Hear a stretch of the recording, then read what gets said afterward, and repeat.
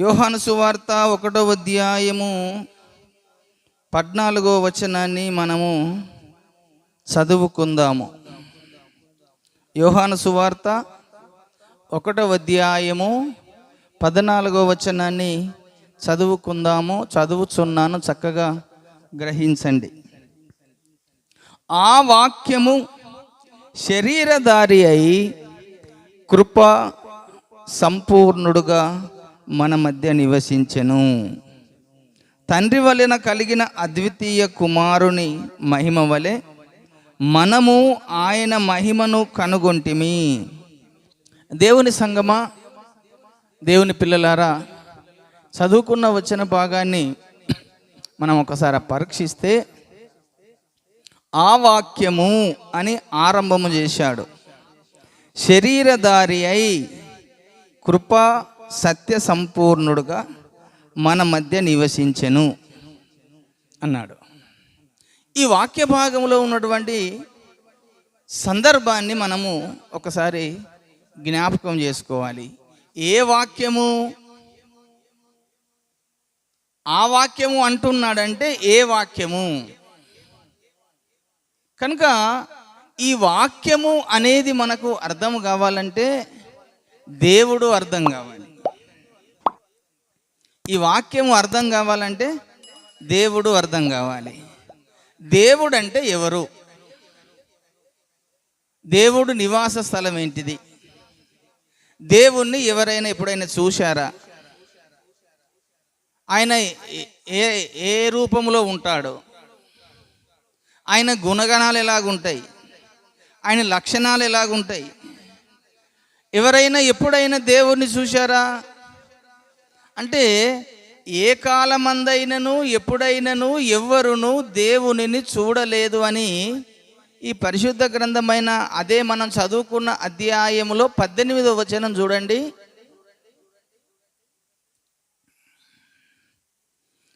ఎవడును ఎప్పుడైనను దేవుణ్ణి చూడలేదు, తండ్రి రొమ్ముననున్న అద్వితీయ కుమారుడే ఆయనను బయలుపరిచెను అన్నాడు. మళ్ళీ ఎవడును ఎప్పుడును దేవునిని చూడలేదట. అంటే దేవుని చూడకుంటే దేవుడు ఉన్నాడని మనం ఎలా నమ్మాలి? చాలా మంది అదే అనుకుంటున్నారు. దేవుణ్ణి మనం చూస్తలేం కదా, దేవుణ్ణి మనం చూస్తే నమ్ముదాం అంటే దేవుడు చూడడానికి, మనం చూడడానికి ఆయన ఈ భూమి మీద ఉన్న వ్యక్తి కాదు. ఆయన ఈ భూమి మీద ఉన్న వ్యక్తి కాదు. ఆయన ఉన్న స్థలము ఈ విశ్వములో ఉన్న అన్ని లోకాలను దాటి ఎక్కడనో పైనున్న లోకములో, విశ్వములో పైనున్న లోకములో ఆయన ఎవరు సమీపింపరాని తేజస్సులో ఆయన మాత్రమే వసించుచున్నాడట. ఆయన దేవుడు ఉండేటువంటి స్థానం ఎక్కడంటే అన్ని లోకాలను దాటి, విశ్వంలో అనేక లోకాలు ఉన్నాయి, అన్ని ప్రపంచాలు ఉన్నాయి. ఆ ప్రపంచాలను దాటి, లోకాలను దాటి అన్నింటికంటే పైనున్న లోకం, ఇక లోకానికి అవతల లోకం ఉండదు. ఇంకా ఆ లోకములో ఎవరు సమీపింపరాని తేజస్సులో ఆయన మాత్రమే వసించుచున్నాడట. 1 తిమోతి పత్రిక 6వ అధ్యాయము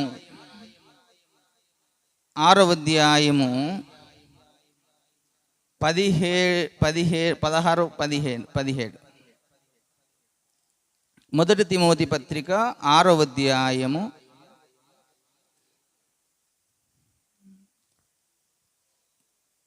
16 చదువుతున్నాను. సమీపింపరాని తేజస్సులో ఆయన మాత్రమే వసించుచు అమరత్వము గలవాడై ఉన్నాడు.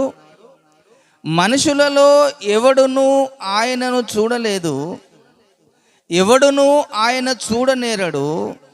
ఆయనకు ఘనతయు శాశ్వతమైన ప్రభావమును కలిగియుండునుగాక. ఆమేన్. అంటే ఎవరు సమీపింపరాని తేజస్సులో ఆయన మాత్రమే నివసిస్తున్నాడట. మళ్ళీ ఆయన అమరత్వము కలిగిన వాడు, మరణము లేనటువంటి వాడు. ఆయన అక్షయుడు. అక్షయుడు అక్షయుడు అనే మాటకు నిరంతరము జీవించేవాడు, మరణం అనేది ఆయనకు లేనివాడు. కనుక అక్షయుడై ఉన్న దేవుడు, మరణము లేకుండా ఉన్న దేవుడు, ఎవరు సమీపింపరాని తేజస్సులో ఆయన మాత్రమే వసించుచున్నాడు. ఆయన మాత్రమే వసించుచున్నాడు. కనుక మనుషులలో ఎవడును ఎప్పుడును ఆయనను చూడలేడు అన్నాడు. మరి చూడకపోతే ఎట్లయ్యా, నువ్వు ఎట్లా ఉన్నావో మాకేం తెలుసు అని అంటే, ఆయనను దేవుణ్ణి చూడాలి అనంటే ఆ సమీపింపరాని తేజస్సులో నుంచి ఒక వ్యక్తి బయటకు వచ్చి కనబడే విధంగా ఒక శరీరాన్ని ధరించుకోవాలి. దేవునికి స్తోత్రం కలుగునుగాక. మనుషులకు కనబడే విధంగా ఒక శరీరాన్ని ధరించుకోవాలి. ఆ సమీపింపరాని తేజస్సులో ఉన్నటువంటి దేవునిలో ఈయన వాక్యముగా ఉన్నాడట. ఆ దేవునిలో ఈయన ఏ విధంగా ఉన్నాడు? వాక్యముగా ఉన్నాడు అన్నాడు. అదే యోహాను సువార్త 1:1 చదవండి ఇప్పుడు. ఆది యందు వాక్యము ఉండెను, వాక్యము దేవుని యొద్ద ఉండెను, వాక్యము దేవుడై ఉండెను. ఇప్పుడు ఆది యందు ఏమున్నది? ఆయనలో వాక్యం ఉన్నది. ఆ వాక్యం ఎక్కడున్నది? దేవునిలో ఉన్నది. ఆ వాక్యము మళ్ళీ ఏమై ఉన్నాడు? దేవుడై ఉన్నాడు అన్నాడు. అంటే వాక్యమని ఉన్నటువంటి వ్యక్తి లోపల ఇంకొక వ్యక్తి ఉన్నాడు. ఆ వ్యక్తి పేరేంటి? వాక్యము కదండి. ఇప్పుడు నేను ఒక వ్యక్తిని ఉన్నాను అనుకోండి, మీకు కనబడుతున్నాను ఇప్పుడు. కానీ నాలో ఇంకొక వ్యక్తి ఉన్నాడు, మీకు కనబడుతున్నాడా? నీలో ఇంకొక వ్యక్తి కనబడుతున్నాడా? నీలో ఉన్న వ్యక్తి నీకు కనబడుతున్నాడా? ఈ శరీరం మాత్రం కనబడుతుంది, కానీ నీలో ఉన్న ఆత్మ నీకు కనబడుతుందా? కనబడడం లేదు. మరి ఆ వ్యక్తి లేడా అంటే ఉన్నాడు. కనుకనే దేవుడు త్రిత్వమై ఉన్నాడు గనుక దేవునిలో ఆ సమీపింపరాని తేజస్సులో ఆయన మాత్రమే వసించుతున్నటువంటి ఆయనలో ఒక వాక్యం ఉందట. ఆయనలో వాక్యం ఉన్నది అన్నాడు. ఆ వాక్యము మళ్ళీ దేవుడుగా బయటకు రావాలి. దేవునికి స్తోత్రం కలుగునుగాక. ఆ వాక్య ఆది యందు వాక్యం ఉండెను, వాక్యము దేవుని యొద్ద ఉండెను, వాక్యము దేవుడై ఉండెను, ఆయనలో జీవము ఉండెను, ఆ జీవము మనుషులకు వెలుగై ఉండెను అన్నాడు. మళ్ళీ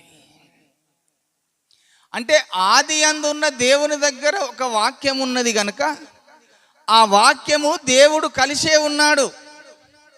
వాక్యమే దేవుడైపోయి ఉన్నాడు. కనుకనే ఆ వాక్యముగా బయటకు వచ్చినటువంటి వ్యక్తి పేరు, విశ్వములో దేవుని వాక్యము అను నామము ఆయనకు పెట్టబడి ఉందట. దేవునికి స్తోత్రం కలుగునుగాక. ప్రకటన గ్రంథము 19వ అధ్యాయము,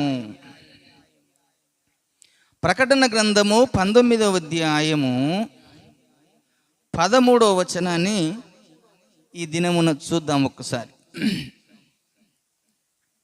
19:13 రక్తములో ముంచబడిన వస్త్రము ఆయన ధరించుకొని ఉండెను, మరియు దేవుని వాక్యము అను నామము ఆయనకు పెట్టబడి ఉన్నది అన్నాడు. ఈయనకి ఏం పేరు ఉందట? మళ్ళీ దేవుని వాక్యము అనే పేరు ఉందట. ఎవరైనా ఈయన ఎవరు? దేవుడై, వాక్యం ఏమై ఉన్నాడు? దేవుడై ఉన్నాడు. ఈ వాక్యం ఎక్కడుంది? దేవునిలో ఉంది. ఒక దేవుడు ఉన్నాడు, దేవునిలో వాక్యం ఉన్నది, ఆ వాక్యమే దేవుడు. ఆ వాక్యము తండ్రిలో ఉన్నది, ఆ వాక్యము కుమారుడికి వచ్చిన యేసయ్యలో ఉంది, ఆ వాక్యం పరిశుద్ధాత్మ దేవునిలో కూడా ఉంది. ఈ కోణంలో చూస్తే ముగ్గురిలో ఆ వాక్యం ఉన్నది కనుక వారు ముగ్గురిని చూస్తే ఏ కాలంలో ఎవరెవరు ప్రత్యక్షమైనప్పుడు వారే దేవుడుగా మనకు ప్రత్యక్షమవుతూ వచ్చారు. దేవునికి స్తోత్రం కలుగునుగాక. కొన్ని దినములు తండ్రిగా మనకు కనబడి ప్రత్యక్షమై దేవుడుగా కనబడ్డాడు ఇశ్రాయేళ్లకు. యేసుప్రభు ఈ లోకానికి శరీరధారిగా వచ్చినప్పుడు కూడా ఆయన వాక్యముగానే వచ్చాడు. ఆ వాక్యమే శరీరం ధరించుకొని మన మధ్య నివసించెను అనంటే ఈ లోకానికి ఆ వాక్యమై ఉన్న దేవుడే ఈ లోకములోకి ఒక శరీరము ధరించుకొని వచ్చాడు. కనుకనే అది గుర్తు చేస్తే యోహాను గారు రాసిన మాట మనం చదువుకున్న మూల వచనంలో, ఆ వాక్యము శరీరధారి అయి కృప సత్య సంపూర్ణుడుగా మన మధ్య నివసించెను అన్నాడు. అంటే శరీరము ఆ వాక్యానికి ఒక శరీరాన్ని ధరించుకున్నాడు. ఎందుకొరకు శరీరాన్ని ధరించుకోవలసి వచ్చిందంటే, ఈ లోకంలో ఉన్నటువంటి ప్రతి మనుషుడు దేవుణ్ణి చూడలేకపోయాడు. ఈ ప్రతి మనుషుడు పాపము చేసి ఈ లోకంలోకి మరణము తెచ్చుకున్నాడు. మొదటి మనుషుడు పాపము చేసి ఈ లోకానికి మరణం తెచ్చాడు. పాపం ద్వారా వచ్చు జీతము మరణము కనుక మరణం తీసుకొచ్చాడు. కనుక ఆ మానవుని యొక్క పాపములు మరణము నుంచి విడిపించాలంటే ఒక వ్యక్తి పాపము లేనివాడుగా పాపరహితుడుగా ఈ భూమి మీదికి రావాలి. కనుక ఈ భూమి మీదికి రావాలి అని అంటే ఈ మానవ శరీరం ధరించుకొని ఉంటేనే ఈ గ్రహం మీదికి రావాలి.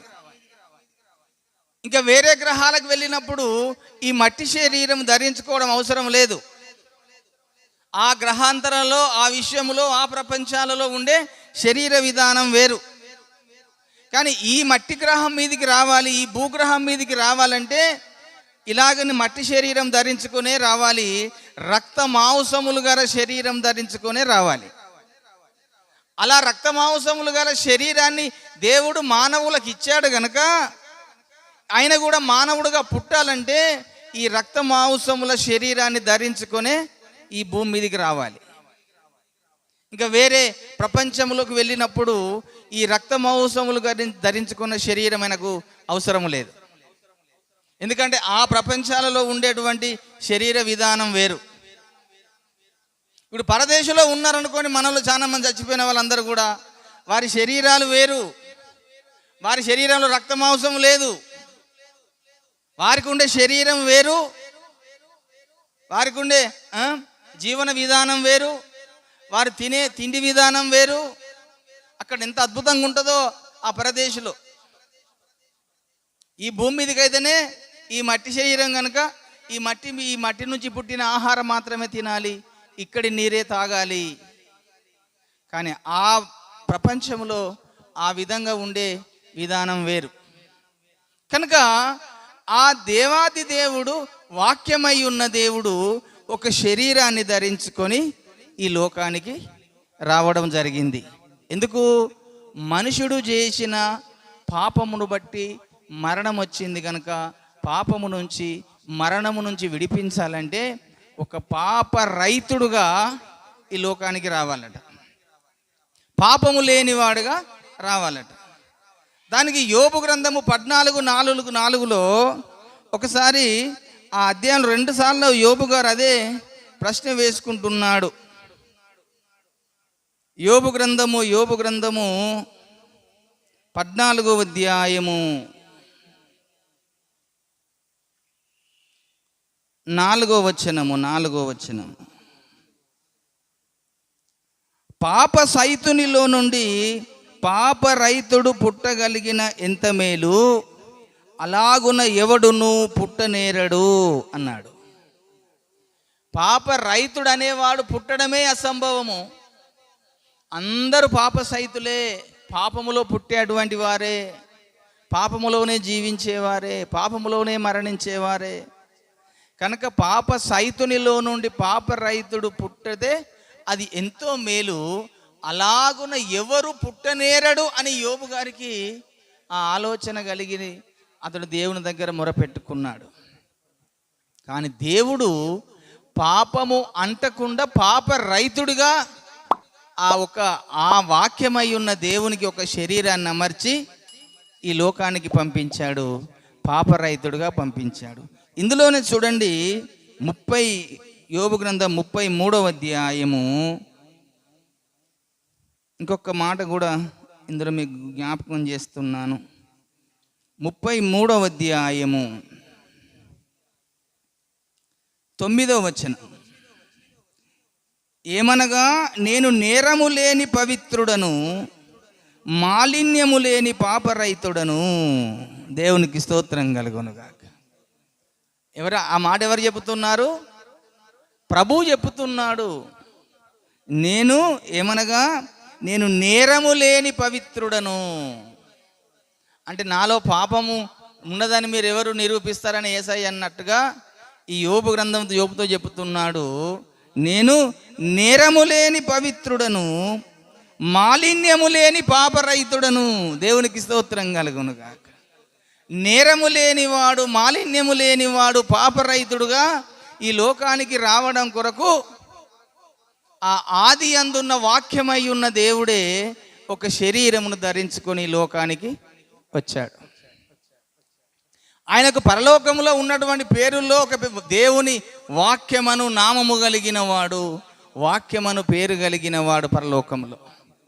దాన్ని గుర్తు చేసుకుంటూ ఈ భూమి మీదకి వచ్చినప్పుడు ఆయన ఈ లోకంలో 33.5 సంవత్సరాలు జీవించిన కాలంలో ఆయన కూడా మన లెక్కనే బాప్తిసం పొందాడు.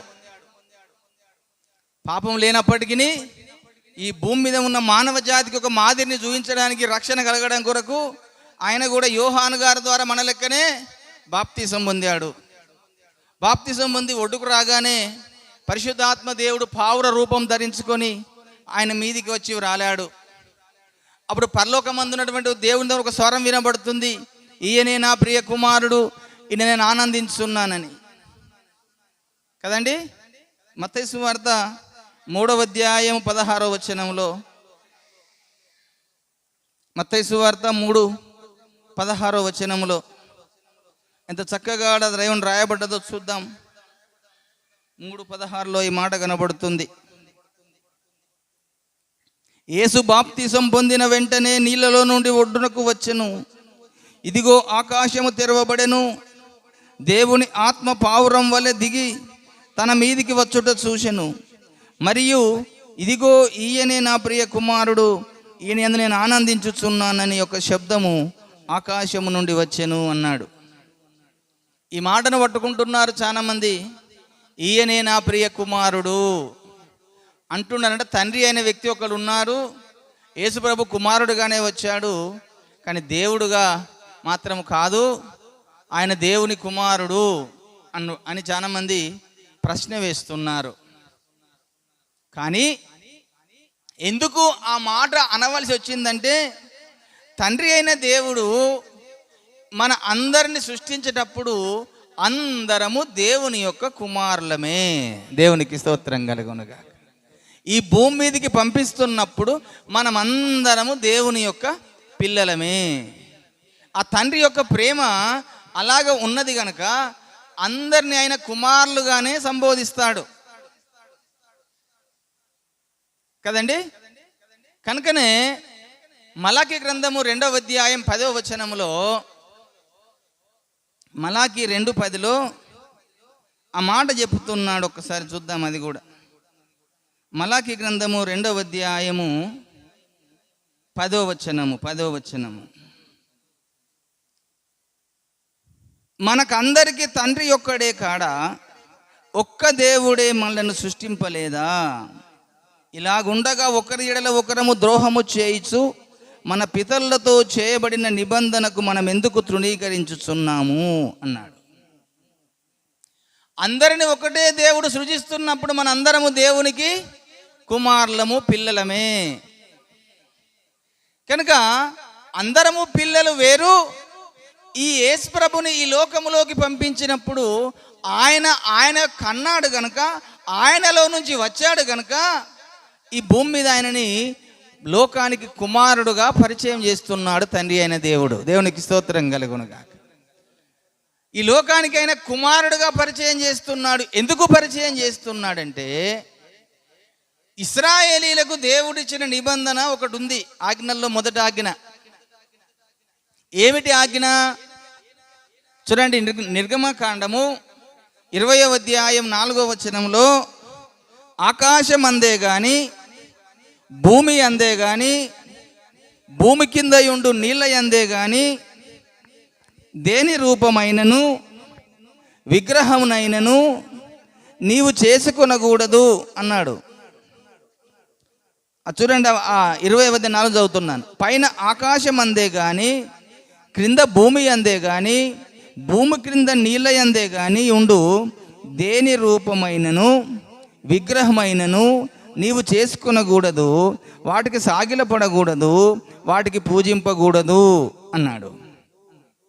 అంటే దేవుడు ఒక ఆజ్ఞ జారీ చేశాడు మొట్టమొదటిసారిగా ఇశ్రాయేలీలకు. ఆకాశం అందు ఉన్నదే కానీ, భూమి మీద ఉన్నదే కానీ, భూమి కింద ఉన్నదే కానీ ఎలాంటి రూపమైనా నీవు చేసుకోకూడదు, ఏ విగ్రహమైనా నువ్వు చేసుకోకూడదు, వాటికి సాగిలపడకూడదు, వాటికి మొక్కకూడదు అన్నాడు. ఎందుకన్నాడు అంటే, దేవుడైన నేను వాటిలో ఉండేవాడను కాను. నేను నా సింహాసనము ఇక్కడ పెట్టుకొని ఉన్నాను. నేను మిమ్మల్ని సృజించాను. నేను మీ సృష్టికర్తను. నన్ను మాత్రమే మీరు ఆరాధించండి, నన్ను మాత్రమే పూజించండి, నన్ను మాత్రమే మీరు గణపరచండి. కానీ మీరు ఎలాంటి రూపములు చేసుకొని విగ్రహములు చేసుకొని వాటికి సాగిలపడి మొక్కకండి. అలాగనే పక్షి రూపములు కానీ, మనిషి రూపములు కానీ, తర్వాత నక్షత్ర రూపములు కానీ, సూర్యచంద్ర రూపం ఎలాంటి రూపమైనా చేసుకోకూడదు అన్నాడు. అందుకని ఇక్కడ ఆ ఆజ్ఞను విడుదల కలగజేసి ఇశ్రాయేలుతో మరొక మాట చెబుతున్నాడు. ఎవడైనా మీలో దేవుడని చెప్పినట్టయితే వాని రాళ్లతో కొట్టి చంపండి అన్నాడు. రాళ్లతో కొట్టి చంపండి దేవుడు అని చెప్పిన వాడు ఎవడైనా ఉంటేనేని. ఎందుకంటే ఒక్కడే దేవుడు ఉన్నాడు కనుక, ఇంకా ఎవరు దేవుళ్ళు లేరు కనుక, మీలో ఎవరైనా దేవుడు అని చెప్పితే వాని రాళ్ళ బట్టి కొట్టి చంపండి అని చెప్పాడు కనుకనే యేసు ప్రభు దాన్ని గుర్తెరిగి, నేను దేవుడినని చెప్పుకుంటే వీళ్ళు నన్ను రాళ్ళు బట్టి కొడతారు, యూదులు ఇశ్రాయేలీలు నన్ను రాళ్ళు బట్టి కొట్టి చంపుతారు కనుక నేను దేవుడిని చెప్పుకోకూడదని ఆయన గుర్తెరిగి, నేను దేవుని కుమారుణ్ణి అని చెప్పుకున్నాడు. దేవునికి స్తోత్రం కలుగునుగాక.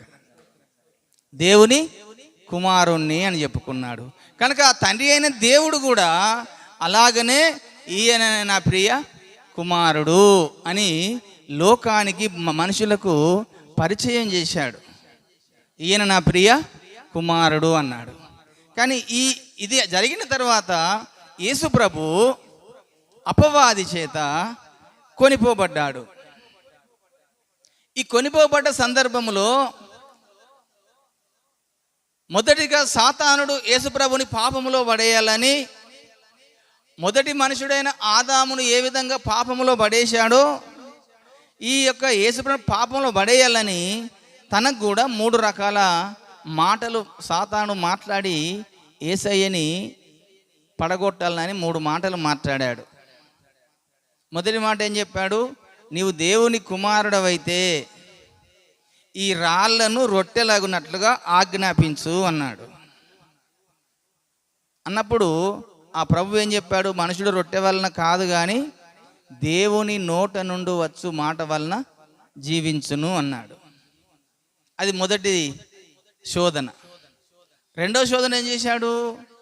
సాతానుడు ఒక్క నిమిషంలో ఈ లోకరాజ్యాల మహిమంతా యేసయ్యకు చూయించి, నీవు నాకు సాగిలపడి నమస్కారం చేస్తే వీటి మహిమంతా నీకు ఇస్తానని రెండవ ఆశ చూయించాడు. అప్పుడు ప్రభు అన్న మాట ఏంటిది అక్కడ చూడండి, 7వ వచనంలో, మత్తయి సువార్త 4:7లో. ఇది చాలా ఇంపార్టెంట్ మాట, మీరు అక్కడ గుర్తుంచుకోనండి. మత్తయి సువార్త 4:7లో ఎంత చక్కటి మాట చెప్పాడో ఇది మీరు గుర్తుంచుకోనండి. యేసుప్రభు దేవుడు అని కనపరుచుకోవడం కొరకు ఆడ వాడిన మాట మనకు కనబడుతుంది. 7వ వచనములో 6 నుంచి చదువుతున్నాను. నీవు దేవుని కుమారుడవైతే దుముకుము, ఆయన నిన్ను గూర్చి తన దూతలకు ఆజ్ఞాపించును, నీ పాదమునకి ఎప్పుడైనా రాత్రి తగలకుండా వారు నిన్ను చేతులతో ఎత్తుకొందురు అని వ్రాయబడి ఉన్నదని ఆయనతో చెప్పాను. అందుకు యేసు, ప్రభువైన నీ దేవుణ్ణి నీవు శోధించవలదని మరి ఒక చోట వ్రాయబడి ఉన్నదని వానితో చెప్పెను. హల్లెలూయా. ఇక్కడ ఏం చెప్తున్నాడు? ప్రభువైన నీ దేవుణ్ణి అంటున్నాడు. అంటే అక్కడ ఆడు శోధించేది ఎవరిని? యేసుప్రభుని. యేసుప్రభు ఏం చెప్తున్నాడు సాతానుతో? నీ దేవుణ్ణి. అంటే ఇప్పుడు యేసుప్రభు అక్కడ మనకు దేవుడు అని చెప్పుకుంటున్నాడా లేదా?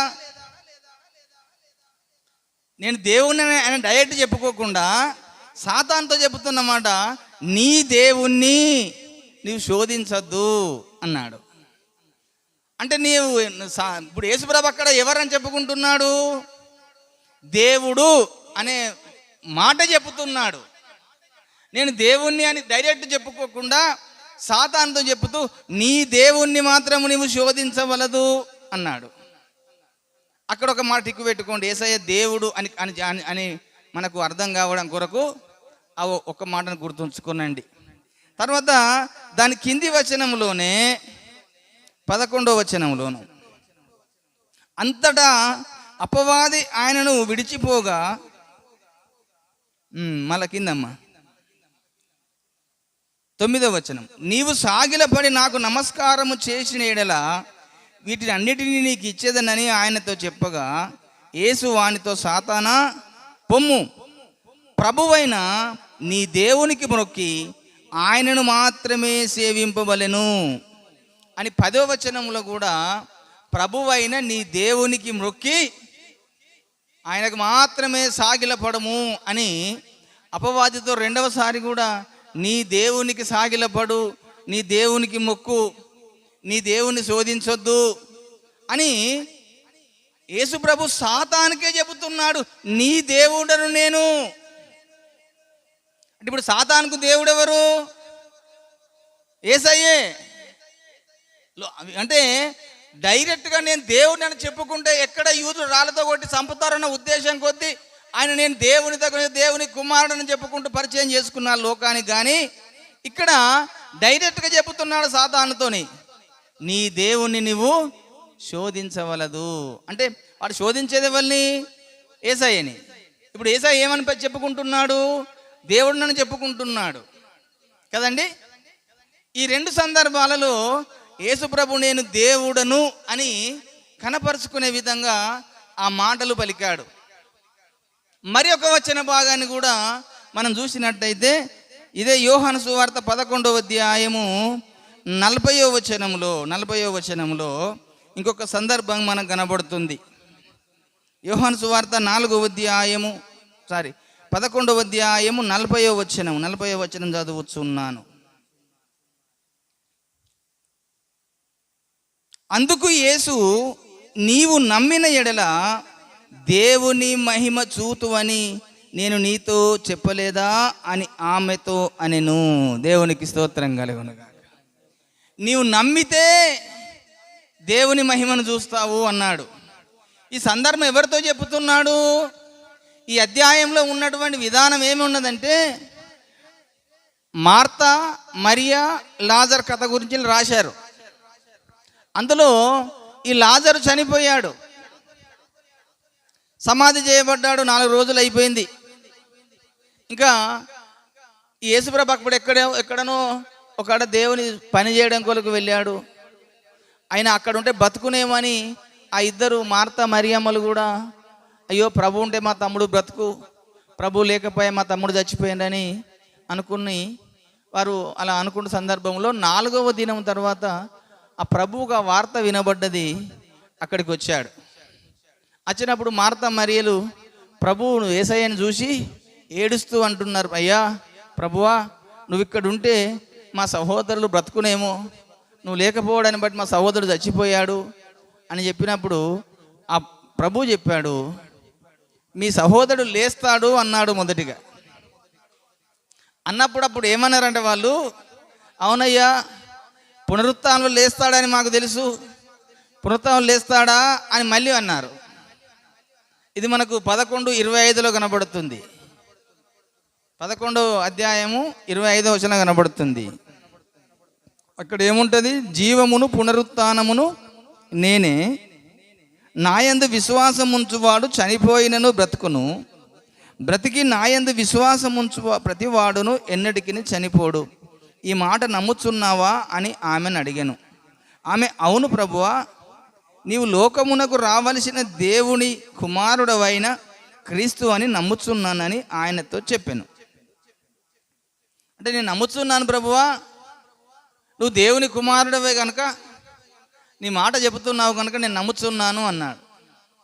అది కాదమ్మా, నువ్వు అనేది పునరుత్థానం వచ్చినప్పుడు లేపడం కాదు, నీవు నమ్మితే దేవుని మహిమను ఇప్పుడే చూస్తావు అన్నాడు. దేవునికి స్తోత్రం కలుగును గాక. అంటే అక్కడ యేసుప్రభు ఎవరైనా పరిచయం చేసుకుంటున్నారు? నీవు దేవుని మహిమను చూస్తావు అని అంటే నేను దేవుణ్ణమ్మా, జీవం నా దగ్గరనే ఉంది, ప్రాణం నా దగ్గరనే ఉంది, జీవింపజేసేవాడను నేనే కనుక నీ సహోదరుని నేను లేపుతాను, నువ్వు నమ్మితే దేవుని మహిమను చూస్తావు అని చెబుతున్నాడు. అంటే ఇప్పుడు అక్కడ యేసుప్రభు ఎవరైనా పరిచయం చేసుకుంటున్నాడు, కనపరుచుకుంటున్నాడు? దేవుడను అని కనపరుచుకుంటున్నాడు. డైరెక్ట్గా నేను దేవుని అని చెప్పుకోలేదు ఆ సందర్భాన్ని బట్టి, కానీ ఆయన చేసే క్రియలను బట్టి, ఈ లోకానికి వచ్చినప్పుడు ఆయన చేసిన అద్భుత కార్యాలు, ఆశ్చర్య కార్యాలు చేసిన దాన్ని బట్టి దేవుని యొక్క లక్షణములు ఆయనలో కనబడుతున్నాయి ప్రభు దగ్గర. కనుక నువ్వు ఇప్పుడు ఒకవేళ నమ్మితే నువ్వు నిజంగా దేవుని మహిమను చూస్తావు అన్నాడు.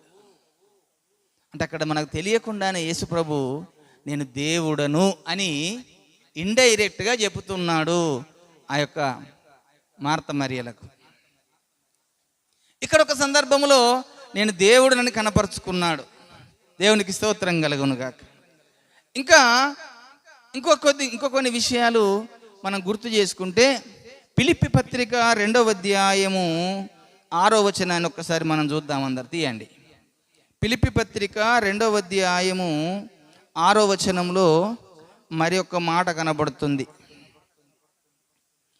ఆయన దేవుని స్వరూపము కలిగిన వాడయ్యుండి అన్నాడు ఇక్కడ. అందుకనే ఆయన దేవుని స్వరూపము కలిగిన వాడయ్యుండి దేవునితో సమానముగా ఉండుట విడిచిపెట్టకూడని భాగ్యమని ఎంచుకొనలేదు, కానీ మనుషుల పోలికగా పుట్టి దాసుని స్వరూపమును ధరించుకొని తన్ను తానే రిక్తునిగా చేసుకొనెను. మరియు ఆయన ఆకారమందు మనుషుడుగా కనబడి మరణము పొందునంతగా, శిలువ మరణము పొందునంతగా విధేయత చూపిన వాడై తన్ను తాను తగ్గించుకొనెను అన్నాడు. అంటే ఈ వచన భాగంలో ఆయన దేవుని స్వరూపము అని ఆరంభం చేశాడు. దేవుని స్వరూపమై ఉన్నాడు క్రీస్తు, దేవుడై ఉన్నాడు క్రీస్తు, దేవునితో సమానముగా ఉన్నాడట. అంటే ఆ తండ్రి అయిన దేవుడు ఎంత మహిమ ప్రభావము గలవాడై ఉన్నాడో, ఈ యొక్క యేసుప్రభు కూడా అంత మహిమ ప్రభావం గలవాడై ఉన్నాడు. ఆ తండ్రిలో నుంచే ఈయన బయటకు వచ్చాడు గనక ఈ లోకానికి వచ్చినప్పుడు ఆయన మన లెక్కనే మరణము పొందినంతగా మానవుడుగా ఈ లోకానికి వచ్చి ఈ భూమి మీద మనకు కనబడుతూ వచ్చాడు. కానీ ఈ భూమి మీదకి రాక మునుపు ఆయన కూడా దేవుడే. దేవునికి స్తోత్రం కలుగునుగాక. దేవునితో సమానుడుగా, దేవునిలో ఉన్న వ్యక్తే. ఆయన వచ్చి ఇంకేం చెప్తున్నానంటే, ఆయనకు భూమి మీద ఉన్నవారు కానీ, భూమి కింద ఉన్నవారు కానీ, పరలోకమందు ఉన్నవారు కానీ అందరు కూడా సాగిలపడి నమస్కారం చేయాలట. దేవునికి స్తోత్రం కలుగునుగాక. చూడండి ఆ వచన భాగం అందులో కింద చెప్తాడు 9వ వచనం, అందుచేతను పరలోకమందున్న వారిలో కానీ భూమి మీద ఉన్న వారిలో కానీ భూమి క్రింద ఉన్న వారిలో కానీ ప్రతివాని మోకాలును యేసు నామమున వంగునట్లును ప్రతివాని నాలుకయు తండ్రి అయిన దేవుని మహిమార్థమై యేసుక్రీస్తు ప్రభువని ఒప్పుకొనున్నట్లును దేవుడు ఆయనను అధికముగా హెచ్చించి ప్రతి నామమునకు పైనామమును ఆయనకు అనుగ్రహించెను. దేవునికి స్తోత్రం, హల్లెలూయా. భూమి మీద కొంతమంది మనుషులు ఉన్నారు, వారు కూడా ఆయనకు సాగిలపడి నమస్కారము చేయాలి. పరలోకంలో కొంతమంది దేవదూతలు ఉన్నారు, వారు కూడా ఆయనకు సాగిలపడి నమస్కారము చేయాలి. భూమి క్రింద భాగంలో ఉన్నారు, ఆత్మల లోకము అదొకటి, వారు కూడా ఆయనకు సాగిలపడి నమస్కారము చేయాలి. ఈ 3 లోకాలలో ఉన్నవారు ఆయనకు సాగిలపడి నమస్కారము చెయ్యాలంటే ఆయన ఈ భూమి మీదకి వచ్చి మరణించాలి. ఆయన మరణించితేనే మరణము గలవాడు నశింపజేయబడతాడు, సాతానుడు నశింపజేయబడతాడు. ఆయన మరణించకపోతే ఈ సాతానుడు నశింపజేయబడడు. కనుక ఈ లోకమంతా సాతాను వశములో ఉన్నది కనుక మనుషులందరూ సాతానుకే సాగిలపడి నమస్కారం చేస్తున్నారు కనుక వానికి మొక్కకుండా ఈయనకు సాగిలపడి నమస్కారం చేయాలని, ఈయనకు మొక్కాలని, ప్రతివాని మోకాలు ఆయన నామమును వంగాలని ఆయన అంతగా దేవుడు హెచ్చించాడు. ఈ లోకానికి పంపించి ఆయనని హెచ్చించాడట. దేవునికి స్తోత్రం కలుగునుగాక. ఆయనే మరణించకపోతే ఈ లోకములో ఉన్న మానవ జాతికి రక్షణ దొరికేది కాదు. మనమందరం ఆయనకు సాగిలపడి నమస్కారం చేసేవారము కాదు.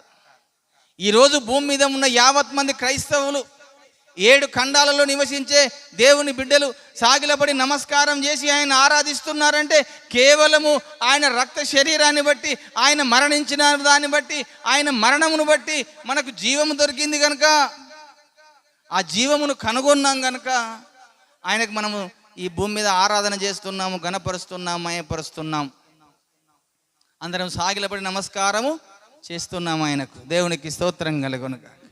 ఆ తర్వాత ఈ లోకములోకి వచ్చి ఆయన మరణించి 3వ దినమున లేచాడు. 40 దినములు ఉన్నాడు. ఆ పరలోకంలోకి ఆయన వెళ్ళిపోయిన తర్వాత ఈ యేసు ప్రభు యోహాను గారికి దర్శనమిచ్చాడు. మళ్ళీ యోహాను గారికి దర్శనమిచ్చి ఆయనకు ఏమని పరిచయం చేసుకుంటున్నాడు? ప్రకటన గ్రంథం 1వ అధ్యాయం 18వ వచనములో, ప్రకటన గ్రంథము 1వ అధ్యాయం 18వ వచనములో, నేను మొదటి వాడను, కడపటి వాడను, జీవించువాడను, మృతుడనైతిని గాని యుగ యుగములు నేను సజీవుడనై ఉన్నాను అన్నాడు. చూడండి ఆ వచన భాగాన్ని. ఆయన చనిపోయి పరలోకంలోకి వెళ్ళిన తర్వాత యోహాను గారికి దర్శనమిస్తూ, యోహాను గారితో మాట్లాడుతూ ఆయన స్వరూపాన్ని అంతా చూయించినప్పుడు ఆయన స్వరూపాన్ని చూసి సచ్చిన స్థితిలో ఆయన పడిపోయాడట. ఈ 1వ అధ్యాయం తర్వాత చదువు కూడా మీకు అక్కడ అర్థమవుతుంది, కానీ ఈ 18వ వచనం చదువుతున్నాను. నేను మొదటి వాడను, కడపటి వాడను, జీవించువాడను, మృతుడనైతిని గాని ఇదిగో యుగ యుగములు సజీవుడనై ఉన్నాను. మరియు మరణము యొక్కయు పాతాళ లోకము యొక్కయు తాళపు చెవులు నా స్వాధీనములో ఉన్నవి. దేవునికి స్తోత్రం కలుగునుగాక. అక్కడ మళ్ళీ పరలోకములోకి వెళ్ళిపోయిన తర్వాత కనబడుతున్నాడు. నేను మొదటి వాడను, కడపటి వాడను, జీవించువాడను, మృతుడనైతిని గాని ఇదిగో యుగ యుగములు నేను సజీవుడనై ఉన్నాను అన్నాడు. మరణము యొక్కయు పాతాళ లోకము యొక్కయు తాళపు చెవులు నా స్వాధీనములో ఉన్నవి. ఎవరన్నా చంపాలన్నా నా చేతిలోనే ఉన్నది, బ్రతికించాలన్నా నా చేతిలోనే ఉన్నది, జీవింపజేయాలన్నా నేనే, చంపాలన్నా నేనే అని ఇప్పుడు మరణం యొక్క తాళపు చెవులు ఆయన స్వాధీనంలో పెట్టుకొని ఉన్నాడు. అంతకుముందు ఎవరి వశంలో ఉన్నవి? సాతాను వశంలో ఉన్నవి. పాపం వల్ల వచ్చు జీతము మరణం గనుక ఆ మరణం అనేది సాతాను వశంలో ఈ యొక్క తాళపు చేయి ఉండే కనుక దాన్ని మళ్ళీ యేసయ్య సిలువలో మరణించి మరణాన్ని జయించి మృత్యుంజయుడిగా లేచి వాని వశములో ఉన్నటువంటి ఆ తాళపు చేయిని తీసుకొని తన చేతిలో పెట్టుకొని అంటున్నాడు, నేనే ఇంకా మరణం యొక్కయు పాతాళ లోకం యొక్కయు తాళపు చెవులు నా స్వాధీనంలో ఉన్నవి అన్నాడు. దేవునికి స్తోత్రం కలుగునుగాక. అంతేకాకుండా మరి ఒక మాటని మనం చూసినట్టయితే ప్రకటన గ్రంథం 5వ అధ్యాయంలో యోహాను గారు మళ్ళీ చూస్తున్నాడు, ప్రభువుని చూస్తూ మాట్లాడుతున్నటువంటి విషయాన్ని జ్ఞాపకం చేసుకుందాం. 13వ వచనం చదువుతున్నాను. అంతటా పరలోకమందును భూలోకమందును భూమి క్రిందను సముద్రములోను ఉన్న ప్రతి సృష్టము అనగా వాటిలోనున్న సర్వమును సింహాసనాసీనుడై ఉన్నవానికిని గొర్రె పిల్లకును స్తోత్రమును ఘనతయు మహిమయు ప్రభావమును యుగ యుగములు కలుగునుగాక అని చెప్పుట వింటిని అన్నాడు. దేవునికి స్తోత్రం కలుగునుగాక. ఇక్కడ కూడా చూడండి, ఈ పరలోకముకు వెళ్ళిన తర్వాత ప్రభువుని మళ్ళీ యోహాను గారు చూస్తూ రాస్తున్నాడు. ప్రభువుకు భూమి మీద ఉన్నవారు, భూమి కింద ఉన్నవారు, పరలోకమందు ఉన్నవారు, సింహాసన ఆసీనుడై ఉన్న దేవునికిని ఆ సింహాసనం దేవుని పక్కన కూర్చున్నటువంటి యేసు ప్రభుకు ఇద్దరికి కలిసి వారు సాగిలపడి నమస్కారం చేస్తూ అంటున్నారట. ఏం చెప్తున్నారు ఆ మాట? సింహాసనాసీనుడై ఉన్న వానికిని గొర్రె పిల్లకును మహిమయు ఘనతయు ప్రభావములు యుగ యుగములు కలుగునుగాక. దేవునికి స్తోత్రం కలుగునుగాక.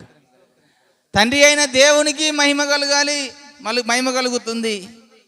గొర్రెపిల్ల అనే మాట మనకు ప్రకటన గ్రంథంలో ఎక్కడ కనబడ్డా అక్కడ యేసు ప్రభుని గురించి మాట్లాడుతుంది అనుకోండి. కనుక గొర్రె పిల్లకును ఘనత మహిమ ప్రభావాన్ని ఇద్దరికి కలిపి చెప్తున్నారు. ఇప్పుడు ఈ వచనాన్ని బట్టి యేసు ప్రభు దేవుడా దేవుడు కాడా? దేవుని కుడిపార్శ్వమున కూర్చున్నాడంటే, దేవుని సింహాసనం మీద కూర్చున్నాడంటే, ఆయన కూడా అందరూ సాగిలపడి నమస్కారం చేస్తున్నారంటే ఆయన దేవుడు కనుకనే చేస్తున్నారు.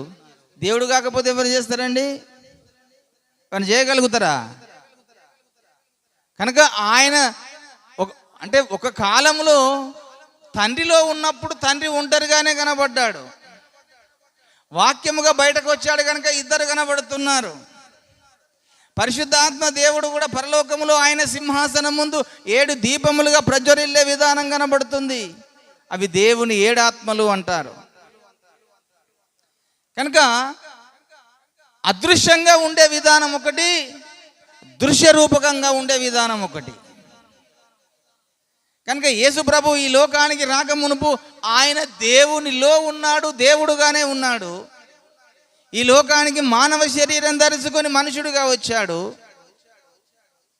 ఆ మనుషుడుగా వచ్చాడు కనుకనే కొన్ని క్రియలు చేసి చూపించాడు. అయ్యా నేను చేస్తున్న క్రియలు నాయి, నన్ను పంపిన వాని మాటలు చెప్పుతున్నాడు. అంటే తండ్రి నాయందును నేను తండ్రి యందు ఏకమై ఉన్నామని మీరు ఎరగరా అన్నాడు. అందుకనే యోహాను సువార్త 14వ అధ్యాయం ఈ మాటను మీకు గుర్తు చేస్తాను చూడండి. యోహాను సువార్త 14వ అధ్యాయంలో ఒకసారి తోమచి ప్రభువా మాకు తండ్రిని చూయించవా అన్నాడు. అప్పుడు ప్రభు ఏమంటున్నాడంటే, పిలిప్పు నువ్వు ఇంతవరకు నాతో ఉన్నావు, నా తండ్రి నన్ను ఎలా అడుగుతున్నావు నీవు? 9వ వచనం. యేసు పిలిప్పు నేను ఇక్కడ చూడు 8 నుంచి చదువుతున్నాను. అప్పుడు పిలిప్పు ప్రభువా తండ్రిని మాకు కనపరచుము, మాకంతే చాలునని ఆయనతో చెప్పగా యేసు, ఫిలిప్పు, నేను ఇంతకాలము మీ మధ్య ఉండినను నీవు నన్ను ఎరగవా? నన్ను చూసిన వాడు తండ్రిని చూసి ఉన్నాడు గనుక తండ్రిని మాకు కనపరచుమని ఎలా చెప్పుచున్నావు? తండ్రి యందు నేనును నా యందు తండ్రియు ఉన్నామని నీవు నమ్ముటలేదా? నేను మీతో చెప్పుచున్న మాటలు నాయంతట నేనే చెప్పుటలేదు, తండ్రి నాయందు నివసించుచు తన క్రియలను చేయుచున్నాడు. తండ్రి యందు నేనును నాయందు తండ్రియు ఉన్నామని నమ్ముడి, లేదా ఈ క్రియల నిమిత్తమైనను నన్ను నమ్ముడి. దేవునికి స్తోత్రం కలుగునుగాక.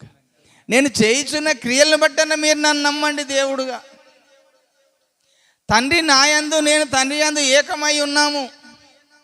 అప్పుడు నన్ను తండ్రిని చూపించమని ఎలా అడుగుతున్నావు ఫిలిప్పు? నువ్వు తండ్రి ఎక్కడో లేదు, తండ్రి నాయందే ఉన్నాడు. నేను తండ్రి యందు ఉన్నాము, తండ్రి నేను ఏకమై ఉన్నాము. కనుక నువ్వు ఎందుకు నమ్ముతలేవు నన్ను? నేను మీతో చెప్పుతున్న మాటలు నా మాటలు కాదు, తండ్రి నాయందుండి మీకు తెలియజేయుచున్నాడు. నేను తండ్రి మాటలనే మీకు చెప్పుచున్నాను. నాయందు ఆ మాటలు ఉన్నవి కనుక తండ్రి యందు నేనును నాయందు తండ్రి ఏకమై ఉన్నాము అని ఈ భూమి మీద ఉండగానే ఆయన కనపరుచుకున్నాడు. తండ్రి ఎక్కడో లేడు, తండ్రి నాయందే ఉన్నాడు, నేను తండ్రి యందు ఉన్నాను, తండ్రి నేను ఏకమై ఉన్నాము. నన్ను చూసిన వాడు తండ్రిని చూసి ఉన్నాడు. దేవునికి స్తోత్రం కలుగునుగాక. అంటే ఇప్పుడు తండ్రి అని దేవుడని మనం ఎలాగ అనుకుంటున్నామో ఈ మాటను బట్టి యేసుప్రభు కూడా దేవుడని మనం అలాగనే గుర్తించాలి. కనుక యేసయ్య, చాలామంది ఏమనుకుంటున్నారంటే ఈ లోకంలో ఉన్న మనుషులు కూడా దేవుడు ఎప్పుడో ఉన్నాడు, ఈయన 2000 సంవత్సరాల క్రితం ఈ లోకానికి వచ్చాడు, మరి అంతకుముందు దేవుడు లేడా అంటే ఈ లోకానికి వచ్చిన దేవుడే ఆ ఆది యందు ఉన్న దేవుడు. దేవునికి స్తోత్రం కలుగునుగాక. ఆ వాక్యమై ఉన్న దేవుడు ఆయన ఈ లోకానికి రాకపోతే మానవ జాతికి రక్షణ దొరికేది కాదు. ఆయన మానవ జాతికి రక్షణ దొరికేది కాదు, దేవుని రాజ్యము దొరికేది కాదు, నిత్య జీవము దొరికేది కాదు, నిత్య రాజ్యము యుగయుగాలు ఉండే ధన్యత దొరికేది కాదు. ఆయన ఈ లోకానికి రాకపోతే దేవుని రక్తము నీకు దొరికేది కాదు, దేవుని శరీరము నీకు దొరికేది కాదు. మానవ జాతికి ఆయన రక్త శరీరాలను ఇయ్యాలని, ఆయన రక్త శరీరాలు భుజిస్తే మీరు జీవిస్తారని, ఆయన కూడా మనం ఆయన యందు ఉంటామని, తండ్రి యందు యేసు యందు తండ్రి ఏ విధంగా ఉన్నాడో మనము కూడా తండ్రి యందు దేవుని యందు మన యందు ఆయన కూడా నిలిచి ఉన్నాడట. దేవునికి స్తోత్రం కలుగునుగాక. కనుకనే నా శరీరము తిని నా రక్తము తాగువాని యందు నేనును నా యందు వాడు నిలిచి ఉండును అన్నాడు. అంటే దేవుని రక్తము మానవ జాతికి దొరికేది కాదు, దేవుని శరీరము మానవ జాతికి దొరికేది కాదు. ఆ రక్తము పరిశుద్ధమైనది కనుక ఆ రక్తంలోనే మానవుని పాపములు కడిగి వేయబడతాయి. ఆ శరీరము తినడాన్ని బట్టి నిత్య జీవం నీకు కలుగుతుంది. ఆయన జీవమై ఉన్నాడట. కనుకనే మనం చదువుకున్న మూలవచనములో ఆది యందు వాక్యం ఉండెను, వాక్యము దేవుని యొద్ద ఉండెను, వాక్యము దేవుడై ఉండెను, ఆయనలో జీవం ఉండెను అన్నాడు. ఆయనలో ఏమున్నదట? జీవం ఉండెను, ఆ జీవము మనుషులకు వెలుగై ఉండెను అన్నాడు. ఈ వెలుగుగా వచ్చాడు, జీవం ఇవ్వడం కొరకు వచ్చాడు యేసయ్య ఈ లోకానికి. ఆయన తెలుసుకొని రక్షణ పొంది దేవుడుగా నువ్వు అంగీకరించి ప్రార్థన చేసుకుంటే, ఆయన రక్తశరీరం నువ్వు భుజిస్తే నీకు నిత్య జీవం దొరుకుతుంది తప్ప, నిత్య రాజ్యం దొరుకుతుంది తప్ప, నువ్వు దాన్ని భుజించకుండా తీసుకోకపోతే దేవునికి వచ్చే నష్టం ఏమీ లేదు. వచ్చేద నష్టం అంతా మానవ జాతికే నష్టం వస్తుంది. మానవులకే నీకు నువ్వే నష్టం తెచ్చుకుంటావు. ఆయన కలిగి ఉండి ఆయన రక్త శరీరంలో పాలు పొంది ఆయన రక్తాన్ని తిని ఆయన శరీరాన్ని తాక్కుంటూ వెళ్ళిపోతే ఆయన నీ యందు ఉంటాడు, నువ్వు ఆయన యందు ఉంటావు. తండ్రి యందు కుమారుడు ఏ విధంగా ఉన్నట్టుగా మన యందు మన ప్రభు మన దేవుడు యేసయ్య యందు మనము ఏకమై ఉంటాము. ఈ ఏకము కలిగి ఉంటేనే రేపు మనం అందరము అక్కడికి వెళ్ళినప్పుడు మళ్ళీ ఒక రాజ్యముగా చెప్తాడట, రాజ్యముగా చెప్తుంటా అంటాడు. ఇంకొక వచన భాగాన్ని చెప్పి నేను ముగిస్తాను, సమయము అయిపోతుందని. కనుక యేసు ప్రభు ఈ లోకములో ఉండగానే తండ్రి కుడిపార్శ్వమున, ప్రకటన గ్రంథం చేయండి, నేను సమస్తమును జయించి నా తండ్రి సింహాసనం మీద కూర్చొని ఉన్నట్లుగా మిమ్ములను కూడా నా సింహాసనం మీద కూర్చొండనిత్తును అన్నాడు కదండి. చూడండి ఆ వచన భాగాన్ని, నేను సమస్తమును జయించి నా తండ్రి సింహాసనం మీద కూర్చుండి ఉన్న ప్రకారము జయించువానికి నా సింహాసనం మీద కూర్చొని. ప్రకటన గ్రంథం 3వ అధ్యాయము 21వ వచనం, నేను జయించి నా తండ్రితో కూడా ఆయన సింహాసనమందు కూర్చొని ఉన్న ప్రకారము జయించువానిని నాతో కూడా నా సింహాసనమునందు కూర్చుండనిచ్చేదను. సంగములతో ఆత్మ చెప్పుచున్న మాట చెవి గలవాడు వినుగాక. దేవునికి స్తోత్రం కలుగునుగాక. యేసయ్య ఈ భూమి మీదకి వచ్చినప్పుడు సమస్తాన్ని జయించి, ఏమాత్రం పాపం అంటకుండా, ఈ లోకంలో ఉన్న మాలిన్యం అంటకుండా పరిశుద్ధుడిగా జీవించాడో, పరిశుద్ధుడిగా బ్రతికాడో, నీతిగా ఉన్నాడో, సత్యముగా ఉన్నాడో, ఆ విధంగా ఆయన ఈ లోకంలో ఉన్న అన్నిటిని జయించి ఆ తండ్రి సింహాసనం మీద కూర్చున్నట్టుగా మనము కూడా అన్నిటిని జయించుకుంటూ, దేనికి భయపడకుండా, దేనికి దిగులు పడకుండా, మనం కూడా సమస్తాన్ని జయించుకుంటూ మనం ఈ లోకంలో బ్రతికితే మనకిచ్చే అధికారము ఈ క్రీస్తు యొక్క సింహాసనం మీద కూర్చొని ధన్యత మనకి ఇస్తాడట. దాని కొరకు మనము భక్తి జీవితం కలిగి ఉందాం. దాని కొరకు యేసయ్యను అంగీకరించి ఆయనతో మనం నడిచే వారంగా ఉందాం. ఈ లోకం మనకు శాశ్వతం కాదు. దేవుని సింహాసనం మీద కూర్చొని ధన్యత మనకు కలిగి ఉండాలి. దాని కొరకు భక్తి చేయండి, దాని కొరకు ఆశ కలిగి జీవించండి. ఏదో ఈ లోకంలో కొరకు బ్రతకడం కొరకు కాదు మన భక్తి జీవితము. మన భక్తి జీవితము అసలు క్రైస్తవుని భక్తి ఏంటిదంటే, ఈ లోకాన్ని విడిచిన తర్వాత మనకంటూ ఒక స్థానం ఉన్నది, మనకంటే ఒక లోకం ఉన్నది, మనకంటూ ఒక రాజ్యం ఉన్నది, మనకంటూ ఒక సింహాసనం ఉన్నది. మనము యుగ యుగాలు దేవునితో, దేవుని రాజ్యంలో ఉంటామన్నటువంటి దానితో ఆశపడి ఈ లోకంలో క్రీస్తుని అంగీకరించి భక్తి చేయించున్నాం. దేవునికి స్తోత్రం కలుగునుగాక. దాని కొరకే ఇక దేని కొరకు కాదు. ఈ లోకంలో మనకి ఏది అవసరమో లేదు, కానీ తండ్రి రాజ్యంలో ఉన్నతమైన స్థాయిలో ఉండడానికి కొరకు భక్తి చేస్తూ ముందుకు సాగుదాం. ఈ కొద్ది మాటలు దేవుడు దీవించునుగాక. ప్రార్థన చేసుకుందాం.